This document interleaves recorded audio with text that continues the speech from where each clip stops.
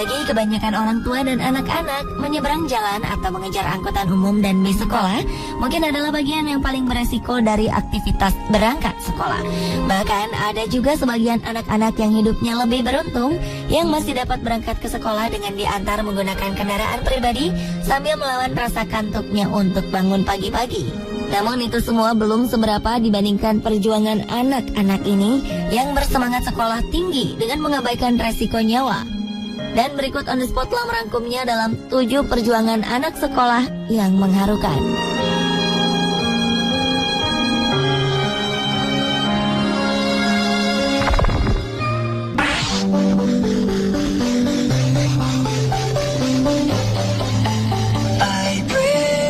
Diawali dengan perjuangan anak sekolah yang mengharukan di Vietnam.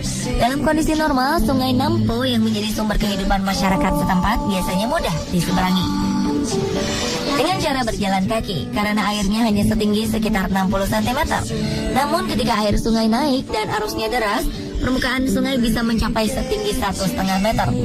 Dan itulah yang tengah terjadi di Samlang. Sungai banjir sehingga tak mungkin bisa dilalui dengan cara normal. Anak-anak di desa Samlang, Provinsi Dien Bien dekat Hanoi, Vietnam Utara, harus melalui pagi yang sangat menegangkan dalam perjalanannya pergi ke sekolah.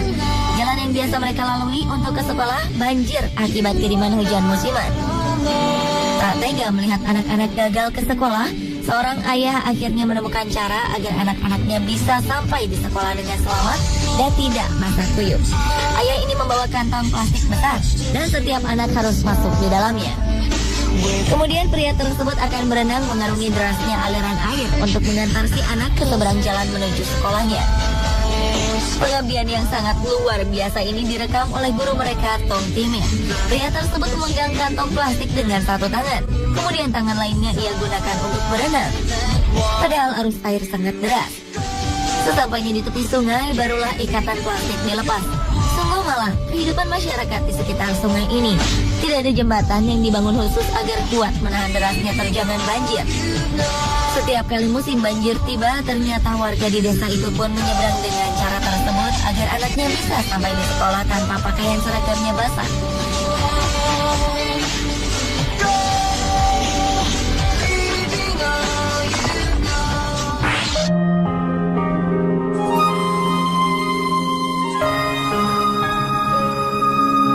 Selanjutnya di Cina, terlambat masuk sekolah mungkin merupakan kebiasaan yang dapat dimaklumi dari anak-anak ini.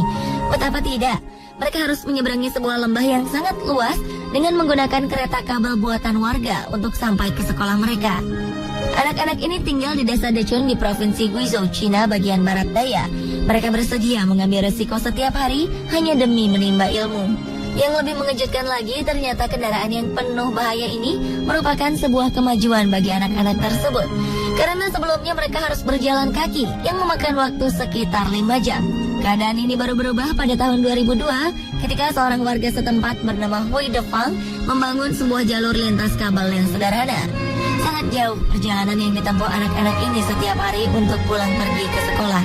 Karenanya pria ini memikirkan cara untuk mempermudah anak-anak di sana pergi sekolah. Ia pun memutuskan untuk membangun sebuah kereta kabel bagi anak-anak. Jalur ini juga bisa menjadi alternatif yang lebih nyaman bagi sekitar 100 anak-anak di desa untuk menuju ke sekolah. Hui dan 20 warga desa lainnya bekerja sukarela selama 1 bulan untuk membangun sistem transportasi ini. Sekarang jalur kabel tersebut menjadi satu-satunya titik akses ke dunia luar bagi sebanyak 2.000 warga desa yang tinggal di Dechun.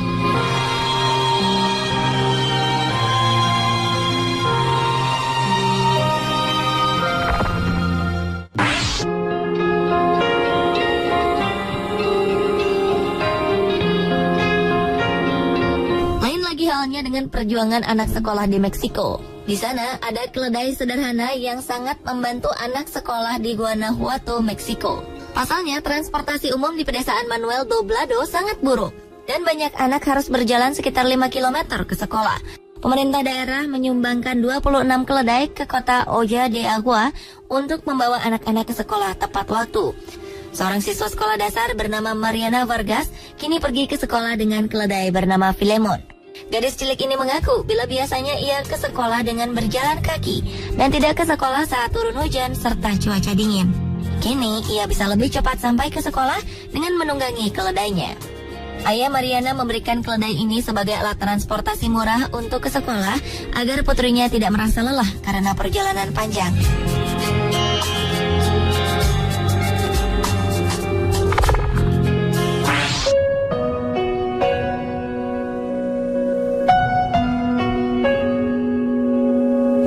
Berikutnya adalah perjuangan anak-anak sekolah di Filipina.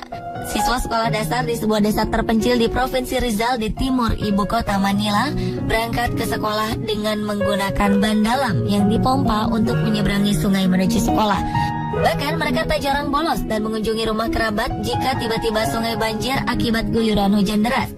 Siswa yang tak mampu membeli ban biasanya membawa plastik besar yang dibuat gelembung sebagai pelampung sekaligus pelindung alat sekolah mereka agar tidak basah. Puluhan siswa mulai dari kelas 1 hingga kelas 5 itu setiap hari harus menyeberangi sungai dengan lebar 15 hingga 20 meter 2 kali sehari. Satu kali menyeberang menuju sekolah di Tronghua Kamone, Kabupaten Hoa Min, dan kembali menyeberang sepulang sekolah.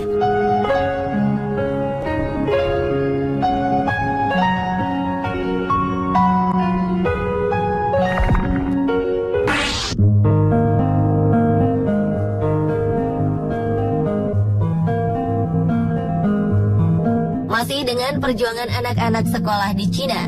Di desa Gengguan, Cina, setiap harinya para siswa harus melewati terjalnya jalan setapak di pinggir tebing buatan penduduk setempat. Meski sekolah dasar Banpo tidak jauh dari desa tempat para siswa tinggal, namun resiko perjalanan menuju sekolah itu tidak bisa dianggap mudah. Bagaimana tidak? Setiap murid asal desa tersebut harus berjuang melawan kecepatan angin, tebing terjal, dan ukuran jalan setapak yang tak lebih dari setengah meter. Perjuangan itu belum selesai.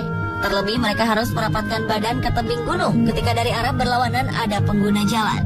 Jalan setapak bekas saluran irigasi itu kini memasuki usia hampir 40 tahun. Meski masih ada jalur lain yang lebih nyaman ditempuh para siswa menuju Banpo, namun jarak tempuh yang harus dilewati memakan waktu 2 jam. Alhasil, ditemani kepala sekolah Su Liang Fan, sekitar 49 siswa setiap hari berangkat melalui jalur tersebut.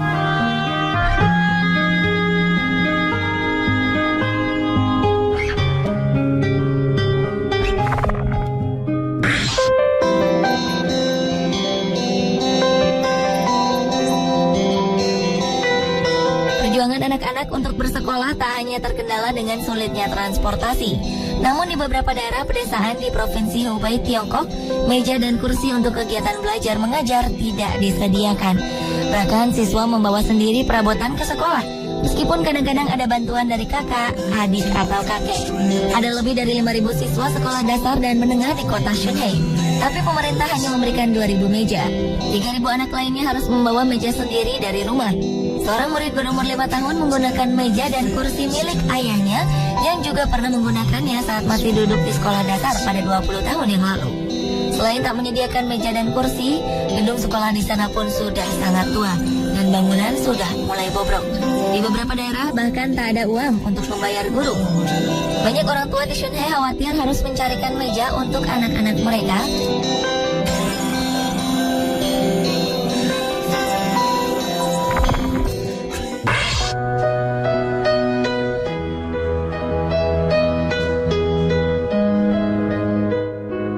Di negara lain, di Indonesia juga masih banyak anak-anak usia sekolah yang menghadapi kesulitan.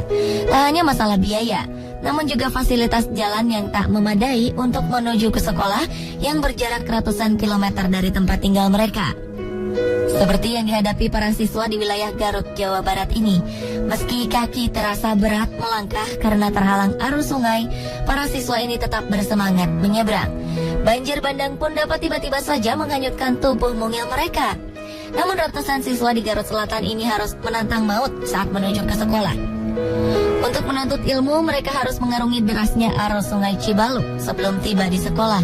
Para siswa dari desa Mekarwangi, kecamatan Cibinong itu harus menyeberangi sungai karena di sana tak ada jembatan penghubung sejak tahun 1970-an. Untuk sampai ke sekolah yang terletak di desa Sagara, mereka harus menyeberangi sungai Cibaluk yang lebarnya 50 meter. Mereka harus berbasah-basahan menyeberangi sungai sambil berpegangan tangan.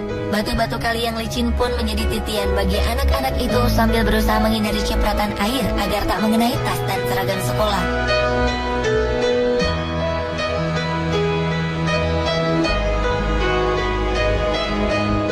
Pemirsa, itulah ketujuh perjuangan anak sekolah yang mengharukan versi On The Spot.